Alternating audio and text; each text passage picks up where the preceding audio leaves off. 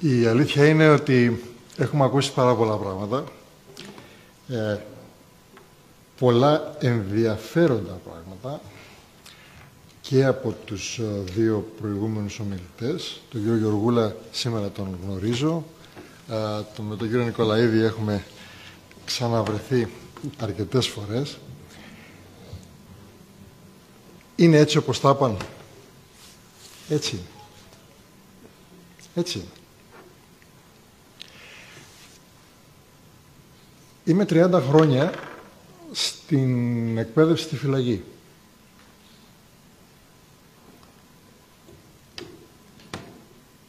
Πριν από 30 χρόνια η παραβατικότητα υπήρχε.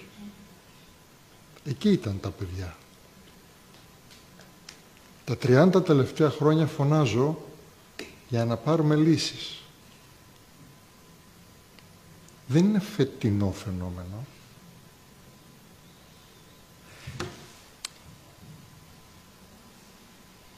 Εγώ θα έλεγα ότι έχουμε ένα κέρδος από όλη αυτή την ιστορία.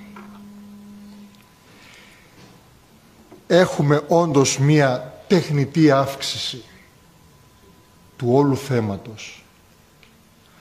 Αλλά από αυτό μπορούμε να το γυρίσουμε και να το αντιστρέψουμε. Γιατί πια θέλοντας να δημιουργήσουν αυτό που ανέλησε ο κύριος Γεωργούλας, για εκείνα τα ακροατήρια που θα πρέπει να χαϊδέψουν τα αυτιά και να δημιουργήσουν τις καταστάσεις που πρέπει να δημιουργήσουν, έχουμε εμείς μια ευκαιρία. Τα άλλα ακροατήρια. Τώρα έχουμε την έννοια μας στραμμένη σε αυτή την κατάσταση. Άρα, ίσως είναι η καλύτερη ευκαιρία να πάρουμε θέση και να δημιουργήσουμε τις προϋποθέσεις εκείνες για λύσεις. Τι θέλω να πω? Θέλω να πω ότι τον τελευταίο χρόνο, θα συμφωνήσει και ο κύριος Νικολαίδης, έχω κληθεί σε υπερβολικά πολλές εκδηλώσεις σαν τη σημερινή και μάλιστα όχι μόνο σε αστική περιοχή που πάντα στις αστικές περιοχές είχαμε μια, αλλά και σε ημιαστικές και αγροτικές περιοχές. Πρώτη φορά, γιατί το πρόβλημα δεν βρίσκεται πια μόνο στα αστικά κέντρα, βρίσκεται και σε όλη την Ελλάδα και έχω συζητήσει και έχω μιλήσει με την κοινωνία για το πρόβλημα αυτό το οποίο υπήρχε και που ποτέ δεν το συζητούσαμε. Ειδικά στην επαρχία, πόσες φορές είχα κληθεί σε εκδήλωση που θα γινόταν και την τελευταία στιγμή αναβλήθηκε. Γιατί κάποιοι άρχοντες τοπικοί θέλησαν να βάλουν το πρόβλημα κάτω από το χαλί και να το κρύψουν, για να μην ακουστεί η περιοχή. Τώρα το συζητάμε. Είναι μεγάλη ευκαιρία να λειτουργήσουμε με έναν άλλον τρόπο. Διαφορετικά από τα ΜΜΕ, διαφορετικά από τις σκέψεις, διαφορετικά από όλη αυτή την κατάσταση που πολύ σωστά περιέγραψε και ο κύριος Γεωργούλας και ο κύριος Νικολαίδης. Εγώ συζητώ καθημερινά και δουλεύω με τους θύτες. Αλλά προσέξτε, 30 χρόνια εγώ δεν έχω γνωρίσει θύτη που δεν υπήρξε θύμα. Είναι μια πραγματικότητα. Αν θέλουμε να λύσουμε το πρόβλημα, πρέπει να σκύψουμε εκεί απάνω και πρέπει να δημιουργήσουμε τις προϋποθέσεις εκείνες ώστε να λυθεί. Και είναι μια μεγάλη αλήθεια ότι η αυστηροποίηση των ποινών δεν θα οδηγήσει πουθενά. Πουθενά. Να σας πω το εξής. Να σας πω ότι... γιατί κοιτάξτε, βοηθώντας το θύμα, έχουμε λιγότερα περιστατικά, βοηθώντας το θήτη, έχουμε λιγότερα περιστατικά και ουσιαστικά βοηθάμε τα θύματα, μαζί με τους θύτες, που ήταν θύματα. Στο δικό μου το μυαλό δεν ξεχωρίζεις το θύμα από το θήτη. Είναι ένα δίπολο που πρέπει να δώσουμε λύσεις ταυτόχρονα. Να πούμε, να μην σας πω μεγάλα προβλήματα, θα σας τα πω σε λίγο, για την εγκληματικότητα των ανηλίκων και των νέων ανθρώπων. Να πάμε στα σχολεία, στη μικρότερη εγκληματικότητα. Τι κάνουμε? Έχουμε ένα πρόβλημα που αντιμετωπίζουμε ένα συγκεκριμένο μαθητή που δημιουργεί προβλήματα, που δημιουργεί καταστάσεις μες στην τάξη. 1, 2, 3 φορές ο σύλλογος συνεδριάζει, έχει πάρει τις μικρότερες ποινές και αποφασίζει να κάνει αλλαγή σχολικού περιβάλλοντος. Όχι τώρα, όχι φέτος. Εγώ τουλάχιστον από τότε που ήμουν φοιτητής στο Πανεπιστήμιο, πριν από 40 χρόνια, αυτό συνέβαινε στην Ελλάδα και από ό,τι διαβάζω από τα βιβλία και πριν γίνω εγώ φοιτητής, αυτό συνέβαινε στην Ελλάδα και συμβαίνει ακόμα. Συνεδριάζει λοιπόν ο σύλλογος και λέει αλλαγή σχολικού περιβάλλοντος. Δηλαδή, το σχολείο το συγκεκριμένο δεν μπορεί να κάνει μάθημα και αποφασίζει να στείλει το παιδί αυτό στην αυλή του άλλου σχολείου. Θα ρίξει και το άλλο σχολείο δεν πρέπει να κάνει μάθημα. Το δεύτερο σχολείο αποφασίζει να στείλει στην αυλή του τρίτου σχολείου και πάει λέγοντας. Αυτό το παιδί το έχω γνωρίσει πολύ καλά. Αυτό το παιδί είναι ο μαθητής μου. Είναι ο μαθητής μου. Έχω πει σε όλους τους τόνους ότι όλα τα παιδιά που έχουν αλλαγή σχολικού περιβάλλοντος δεν πάνε φυλακή, δεν καταλήγουν στη φυλακή.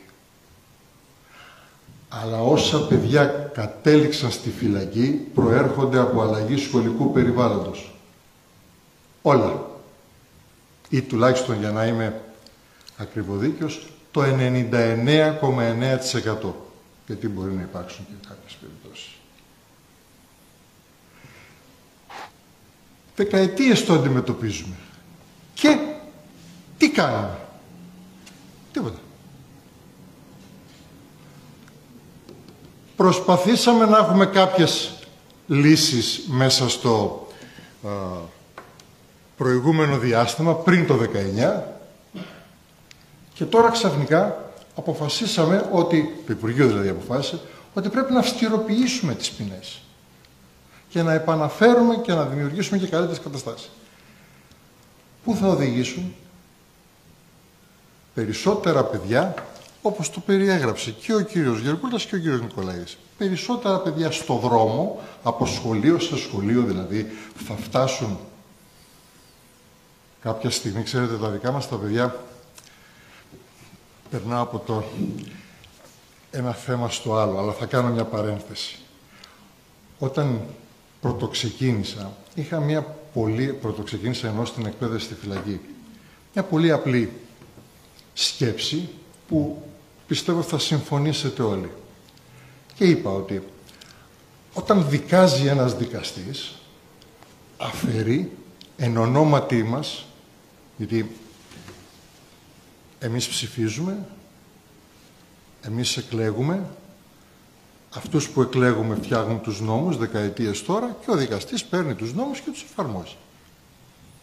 Άρα εν ονόματι μας δικάζει και την ώρα που δικάζει και λέει 2 χρόνια φυλάκιση, αφαιρεί ένα ανθρώπινο δικαίωμα. Την ελευθερία κίνησης. Δεν μπορεί να πάει απέναντι να πάρει καραμέλας. Ωραία. Το λέει ο νόμος αυτό. Επομένως, αφού δεν λέει τίποτα άλλο, όλα τα άλλα ανθρώπινα δικαιώματα είναι σε ισχύ. Η σκέψη μου ήταν αυτή, τόσο απλή. Θα φτιάξουμε ένα σχολείο μέσα στη φυλακή, γιατί αφού όλα τα άλλα είναι σε ισχύ, είναι και το δικαίωμα στη μόρφωση. Το δικαίωμα στο σχολείο, στη ζωή. Άρα θα φτιάξουμε ένα σχολείο μέσα στη φυλακή, ώστε όταν κάποιος πάρει μια ποινή, να πάει στο επόμενο σχολείο, να συνεχίσει αυτό που δεν του έχει αφαιρεθεί. Ήταν λάθος. Λάθος. Άγνοια απειρίας όταν πρωτοξεκίνησε. Ποτέ δεν συνέβη αυτό. Ποτέ. Τα παιδιά, οι μαθητές στη φυλακή, λειτουργήσαν όπως σας περιέγραψα πριν.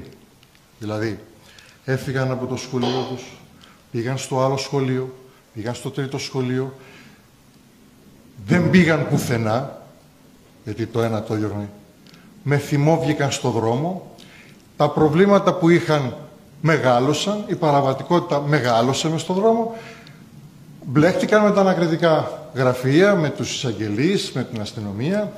Μπορεί την πρώτη φορά να τους τυχάρισαν ή να προσπάθησαν να βρουν κάποιους τρόπους, τη δεύτερη, τρίτη, κατέληξαν στη φυλακή. Αυτοί είναι οι μαθητές μας. Και αν περισσότεροι μπουν στη φυλακή, περισσότερα προβλήματα δημιουργηθούν στα σχολεία με αλλαγές σχολικού περιβάλλοντος, περισσότερα πια θα καταλήξουν στη φυλακή. Αυτό είναι μια πραγματικότητα. Συγγνώμη που σας ταλαιπωρώ, γιατί σας τα είπαν προηγουμένως οι δύο αυτοί. Αλλά θέλω να σας το καταθέσω, γιατί είναι η πραγματικότητα που ζω 30 χρόνια. Θα μου πείτε, ωραία, τα παιδιά ήρθαν στη φυλακή και έχω ετοιμάσει κάποιες διαφάνειες για να σας δείξω. Ίσως να μην προλαβαίνω και όλα, γιατί έχει πια περάσει και η ώρα. Αλλά πιστέψτε με, ήθελα να σας δείξω ότι αυτά τα παιδιά που έρχονται στη φυλακή δημιουργούν. Δεν είναι αυτά τα παιδιά που δεν μπορούσαν να σταθούν από το ένα σχολείο να πάνε στο άλλο. Φτιάχνουν πράγματα. Περνάνε τις τάξεις. Περνάνε στο πανεπιστήμιο. Έχω 37 μαθητές μου που είναι φοιτητές αυτή τη στιγμή στις διάφορες σχολές. Αυτά τα παιδιά που διώξαμε από το ένα σχολείο στο άλλο. Θέλω να σας πω ότι κάποιο λάθος κάνουμε. Τα παιδιά αυτά δεν είναι για πέταμα. Τα παιδιά αυτά κάπου δεν τα προσέξαμε. Προσέξτε. Υπάρχουν 3 μεγάλοι πυλώνες. Ο πρώτος πυλώνας είναι ο πυλώνας της πρόληψης. Για να έρθουν στη φυλακή φυσικά αποτύχαμε στον πρώτο πυλώνα. Αλλά κοιτάξτε, είναι και ένας πυλώνας που πρέπει να στραφείς στα εκατομμύρια του πληθυσμού. Πρέπει να μπεις σε κάθε γειτονιά, να δεις τα προβλήματα, τη δυσλειτουργικά περιβάλλοντα και να δημιουργήσεις εκείνες τις προϋποθέσεις ώστε να σώσεις το περιβάλλον, να σώσεις την οικογένεια για να σώσεις το παιδί. Δεν μπορείς να πάρεις ένα παιδί έξω από το περιβάλλον και να το σώσεις. Πού να το πας? Πρέπει να σώσεις την οικογένεια. Δύσκολο. Συμφωνώ. Αλλά πρέπει να το προσπαθήσουμε. Πρέπει να υπάρξουν. Υπάρχουν επιστήμονες που θα βοηθήσουν. Φυσικά. Βρίσκονται στις θέσεις που πρέπει να βρεθούν? Όχι. Είναι στα σπίτια τους, άνεργοι. Δεν βρίσκονται εκεί που πρέπει να βρεθούν. Ο δεύτερος πυλώνας είναι αυτό που κάνουμε μέσα στη φυλακή. Και αυτό που κάνουμε μέσα στη φυλακή, αν προλάβω, απλά θέλω να σας το περιγράψω όσο μπορώ πιο καλά. Αν προλάβω θα σας πω, είναι η περίοδος εκείνη που τα παιδιά ξαναβρίσκουν ένα σχολείο, φοβισμένα από το σχολείο, έχουν θυμό απέναντι στο σχολείο, τα έχει εκδιώξει το σχολείο πριν και ξαναβρίσκουν ένα σχολείο και δημιουργούν. Περνάνε από τη μια τάξη στην άλλη, προχωρούν, φτιάχνουν, συμμετέχουν μαζί με άλλους, κάνουν προγράμματα. Έχουμε 350 προγράμματα υλοποιήσει μέσα σε αυτά τα χρόνια. Με ό,τι θέματα θέλετε. Συνεργάζονται. Αυτά τα παιδιά που ήταν στο δρόμο και... Αυτός είναι ο δεύτερος πυλώνας. Γιατί υπάρχει και ο τρίτος πυλώνας που θέλω να σας τον περιγράψω τώρα και όχι μετά τις διαφάνειες. Ξέρετε, άμα πιάσω τις διαφάνειες θέλω τουλάχιστον 1 ώρα για να σας εξηγήσω, να σας δείξω τι ακριβώς γίνεται εκεί πάνω. Ο τρίτος πυλώνας είναι το μετά. Εδώ είναι ο μεγάλος μου θυμός. Το μετά έχει ονοματεπώνυμο. Δεν είναι επί του γενικού πληθυσμού. Είναι ο Γιώργος, είναι ο Κώστας, είναι ο Ανδρέας, είναι ο Άρμπερ που θα βγουν από αυτήν τη φυλακή και θα πάνε σε μια συγκεκριμένη γειτονιά, σε μια συγκεκριμένη συνοικία, σε ένα συγκεκριμένο δήμο. Θα μπορούσαμε να στοχεύσουμε πάνω σε αυτόν. Είναι τόσο μεγάλο το πρόβλημα? Όχι. Τα νούμερα που είπε και ο κύριος Γεωργούλας και ο κύριος Νικολαίδης είναι έτσι. Αλλά τα παιδιά που βρίσκονται μέσα στη φυλακή σε όλη την Ελλάδα είναι περίπου 300 στον Αυλώνα και να βάλω και κάπου 500 σε όλη την Ελλάδα. Τα νέα παιδιά και μετά να δούμε τι θα κάνουμε με τα πιο μεγάλα. Ένα μεγάλο λύκειο. Να προσλάβουμε 1.000 για αυτούς τους 500. Να προσλάβουμε 2.000. Να μπουν 4, το λέω πολύ λαϊκά, 4 πάνω στο καθένα. Να τους βοηθήσουμε, να τους προστατεύσουμε την ώρα που θα βγουν έξω και θα τους περιμένει ο έμπορας να τους δώσει εύκολο μεροκάματο. Αντέχει η χώρα τέτοιο κόστος. Δεν πρόκειται για ραφάλ, δεν πρόκειται για πανεπιστημιακή αστυνομία, για 3-4 χιλιάδες στοχευμένους επιστήμονες που τους έχει η χώρα και κάθονται στα σπίτια και περιμένουν σε ανεργία για να μπορέσουμε να στήσουμε εκείνη την οργάνωση που πρέπει να στήσουμε για να προστατεύσουμε και τους 500. Όχι, δεν είναι το 50%, το 60%, το 70%, μπορεί και το 80%. Και μετά να κάτσουμε να μετρήσουμε στατιστικές. Ξέρετε, μια ερώτηση που μου καίει την καρδιά λέει, όταν αυτά που κάνετε έχει αποτέλεσμα, πόσο της 100 δεν ξαναμπλέκουνε? Και απαντώ, η στατιστική γίνεται για να δούμε αν είναι σωστά τα μέτρα που κάναμε και να τα βελτιώσουμε. Όταν δεν έχουμε πάρει κανένα μέτρο, δεν έχουμε κάνει καμία ενέργεια, δεν δικαιούμαστε να κάνουμε στατιστική και να μετρήσουμε πώς θα ξανάρθουν.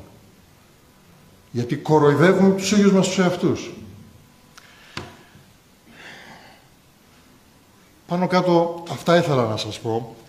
Αν έχετε την διάθεση να σας δείξω αυτά που σας είχα ετοιμάσει έτσι γρήγορα, να καταλάβετε τι ακριβώς φτιάχνουν αυτά τα παιδιά.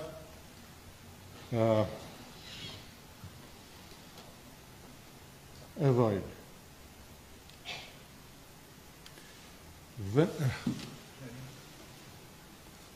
Να βάλω αυτό εδώ, να το βάλω έτσι. Ωραία. Πολύ πολύ γρήγορα, δεν θα τα κοιτάξουμε όλα αυτά, ούτε θα κάνω την παραμόρφωση, ούτε το ιστορικό. Ξεκίνησε από το 1994 όλη αυτή η ιστορία, η διαδικασία. Δεν θέλω να σας τελειώσω. Τι είναι. Ας πούμε εδώ. Έχουν φοιτήσει 2.900 μαθητές στο σχολείο όλα αυτά τα χρόνια. Έχουν υλοποιηθεί 350 προγράμματα προαιρετικά. Έχει συμμετάσχει σε 37 μαθητές είναι φοιτητές, 250.000 διδακτικές ώρες, 2,5 εκατομμύρια μαθητόρες, Έχει εκδώσει 12 φύλλα εφημερίδας προσπαθώντας για το αύριο. Έχει εκπέμψει 16.000 ώρες μαθημάτων και πολιτιστικών εκπομπών στο κανάλι μας. Το σχολείο μας έχει κανάλι. Και τώρα που δεν έχουμε COVID, το κανάλι μας εκπέμπει πολιτιστικές εκπομπές. Ξεκίνησε με 4 εκπαιδευτικούς και αυτή τη στιγμή έχουμε 36 εκπαιδευτικούς που δουλεύουν μαζί με αυτά τα παιδιά σε όλες τις τάξεις του Δημοτικού, του Γυμνασίου, του Λυκείου και του ΙΕΚ. Και φυσικά το 19 όλες οι μονάδες έχουν ενιαία διοίκηση. Εγώ είμαι διευθυντής και στο Δημοτικό και στο Γυμνάσιο και στο Λύκειο και στο ΙΕΚ.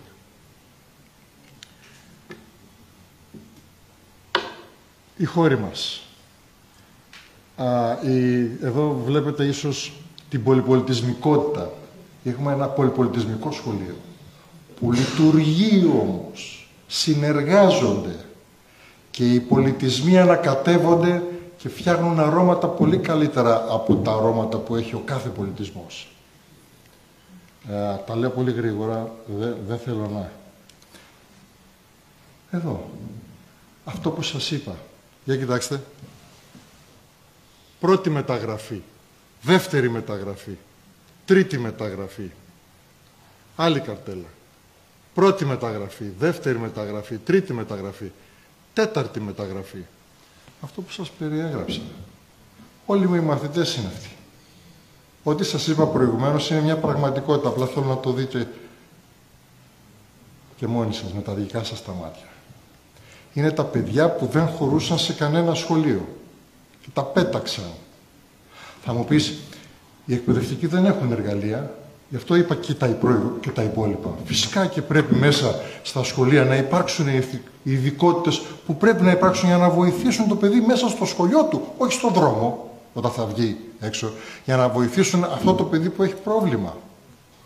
Δεν μπορεί να πάει στο άλλο σχολείο, να κάνει πρόβλημα στο άλλο το σχολείο.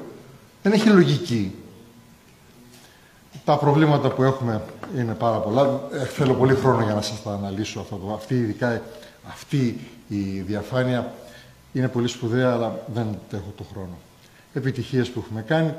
Εδώ βλέπετε, όταν οι υπουργοί και ο πρόεδρος της Δημοκρατίας εμψύχωνε με συγχαρητήρια τους φοιτητές μας όταν περνούσαν στις Πανελλήνιες.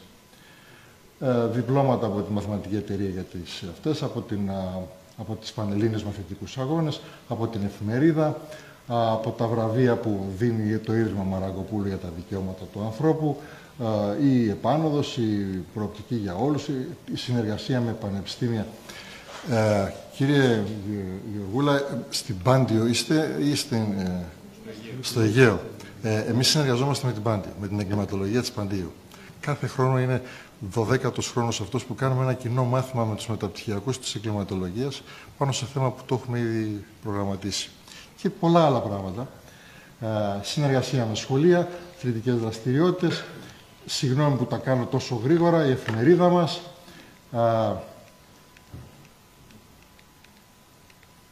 Το θέατρο τους αρέσει πάρα πολύ, η εκδήλωση για τον Καζαντζάκη. Αναλύσαμε την ασχετική με τους μαθητές μας. Στο στάδιο για το όραμα του Καζαντζάκη πήραμε άδεια από την Διεθνή Εταιρεία Φίλων του Καζαντζάκη να μην αναλύσουμε το όραμα του Καζαντζάκη, το στάδιο το τρίτο, και να αναλύσουμε το όραμα των μαθητών μας. Βγήκαν μπροστά σε μια μεγάλη πολιτεία που φτιάξαν, μια μεγάλη γέφυρα που οδηγεί εκεί πέρα. Μπροστά στο μικρόφωνο μίλησαν για το όραμά τους και μετά γύρισαν πίσω στη γέφυρα και το κόλλησαν πάνω στη γέφυρα να ταξιδέψει. Και αυτό είναι το τελικό αποτέλεσμα μετά το όραμά τους. Αναλύσαμε αφιέρωμα στον Καβάφη. Αυτό είναι μια ταινία μικρού μήκους που φτιάξαμε με την Τιγόνη του Σοφοκλή, μαζί με την Εύα την Άθενα. Ίσως έχετε ακούσει ότι η Εύα την Άθενα έκανε την πρώτη της ταινία με τη Φώνησα. Δεν ήταν η πρώτη της ταινία. Η πρώτη της ταινία ήταν αυτή. Ήταν μικρού μήκους ταινία. Η μεγάλο μήκος όντως είναι η Φώνησα. Και δούλεψε με τους μαθητές μας με αυτόν τον τρόπο που βλέπετε εδώ. Μέσα στην τάξη κέντησαν τα λόγια του έργου, τα βάλανε στα ρούχα τους, και αυτά ήταν τα ρούχα που δουλέψανε στην ταινία. Η ζωγραφική τους αρέσει αφάνταστα, ηλιακό ρολόι,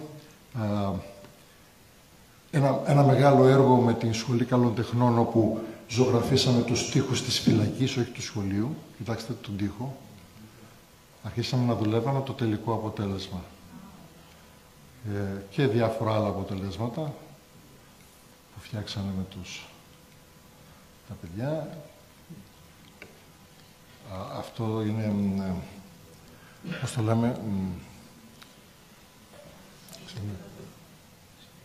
ψηφιδωτά, ναι, ψηφιδωτά.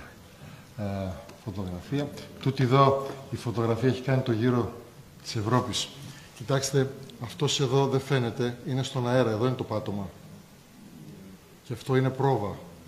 Και αυτοί είναι μαθητές από διάφορες εθνικότητες που λειτουργούν μαζί και δουλεύουν. Και στις πρόβες γίνεται όλη η μαγεία και εκεί συνεργάζονται και δουλεύουν. Τα προγράμματα, φέτος υλοποιήσαμε 22 προαιρετικά προγράμματα. Πέρα από τα μαθήματα και τα προγράμματα.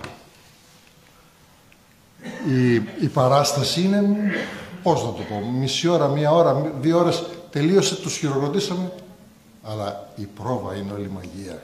Εκεί ζυμώνονται οι μαθητές μας.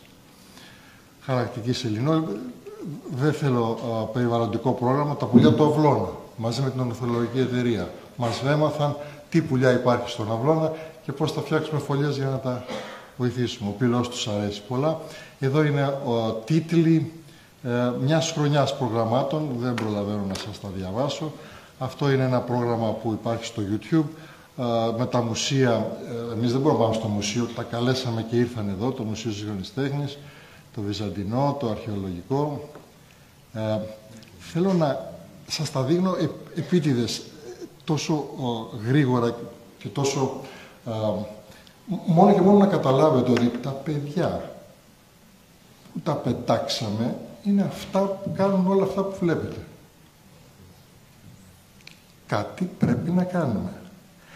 Εγώ, να σας πω την αλήθεια, λέω ευτυχώς που δημιουργήθηκε όλη αυτή η κατάσταση και φτιάχνουμε τέτοιες εκδηλώσεις, ώστε κάποιοι άνθρωποι, όπως είσαστε εσείς που είσαστε εδώ, και να συγχαρώ τον καινούριο σύλλογο που δημιουργείται και που είχε αυτή την έμπνευση να κάνει την πρώτη του εκδήλωση για αυτό το πράγμα, ώστε να ενεργοποιηθούμε και να δούμε ότι ναι, υπάρχουν και αυτά τα παιδιά που πρέπει να βοηθήσουμε με άλλον τρόπο, όχι για τον λόγο που δημιουργήθηκε όλος αυτός ο πανικός και ο ντόρος, αλλά επιτέλους αφού δημιουργήθηκε, τουλάχιστον να μπορέσουμε να κάνουμε κάτι καλύτερο και να το βάλουμε σαν ευκαιρία να κάνουμε κάτι καλύτερο.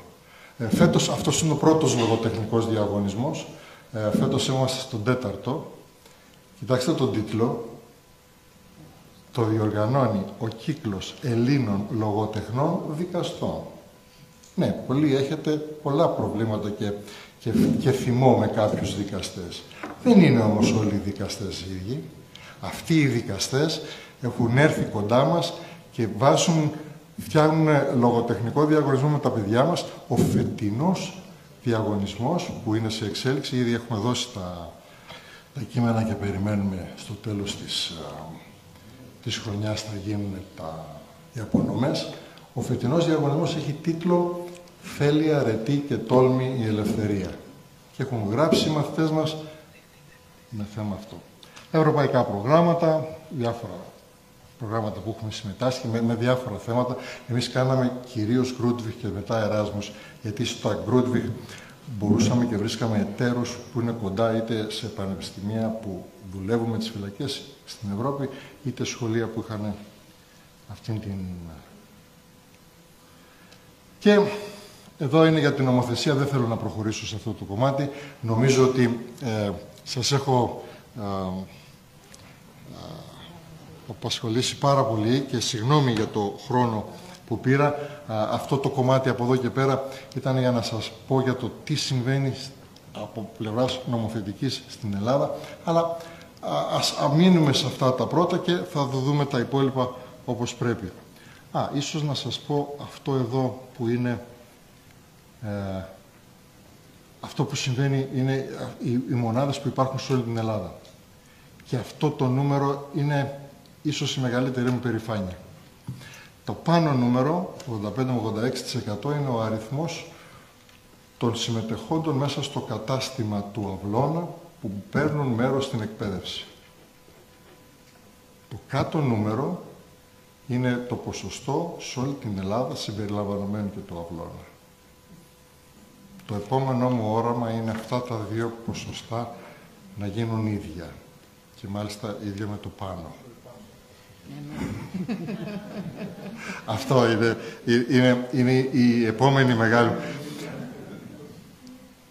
Ένιωσα ότι το 16 που ψηφίστηκε, έκανα εισήγηση μιας νομοθετικής ρύθμισης, το 16 και το 18 ψηφίστηκε. Και εκείνη την ώρα ένιωσα ότι θα το πετύχουμε. Γιατί εκείνη η νομοθετική ρύθμιση έλεγε ιδρύονται σε όλες τις φυλακές όλες οι βαθμίδες εκπαίδευσης. Έτσι έλεγε η νομοθετική ρύθμιση. Δεν μπορώ να σας πω. Αυτός είναι ο νόμος. Προέβλεπε ότι πρέπει να μπει ένας συντονιστής σε κάθε φυλακή για να μπορέσει να φτιάξει τις μονάδες που πρέπει.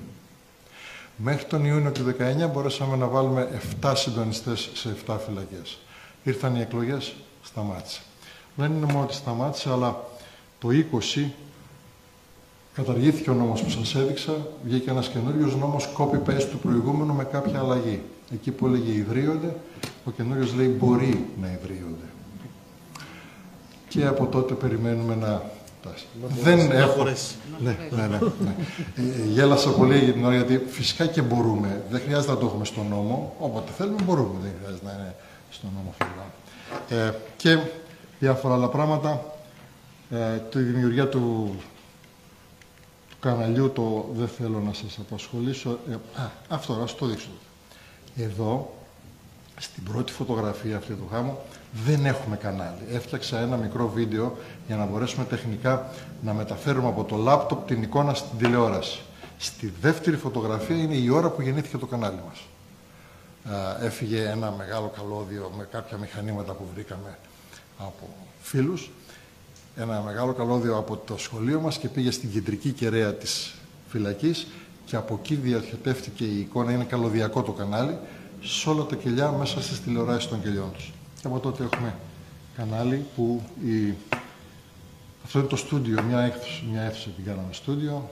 Αυτός είναι ο Νίκος ο Καραγοσίδης, ένας μουσικός που έκανε τον κάμεραμαν, έκανε τον μοντέρ, έκανε το floor manager, έκανε τα πάντα.